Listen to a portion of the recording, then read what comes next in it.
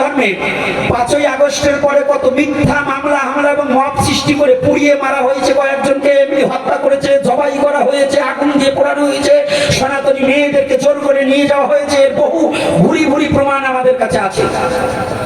এইবার এক কুলাঙ্গার দুরাচার, সে দুরাচার নাম হচ্ছে শাফিউর রহমান ফারাবি।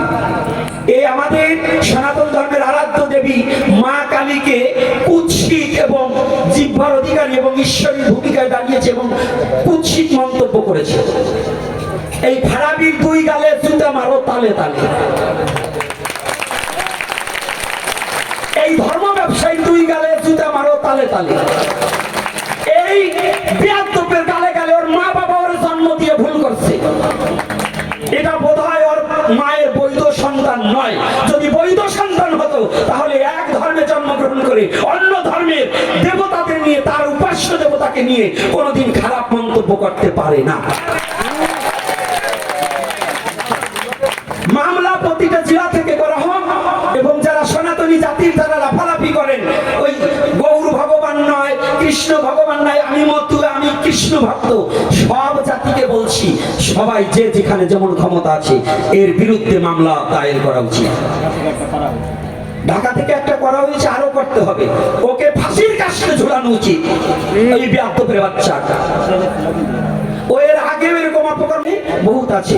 তাই আমি আশা রাখবো আপনারা যারা সনাতনী জাতি আছেন সোচ্চার হবেন। আর একটা কথা এই সাথে বলে দিই, তারপরে আবার শাস্ত্রে যাব। সেটা হচ্ছে সনাতনী মায়েরা যারা আছো, সাবধান। একটা অহিন্দুকে যদি একটা হিন্দুকে যদি ধর্মান্তরিত করা যায় তাহলে কয়েক লক্ষ টাকা দেবে, এরকম একটা সংগঠন বেরিয়েছে। সেটা লাভ জিহাদ করে, অর্থাৎ ভালোবাসার প্রলোভন দেখে।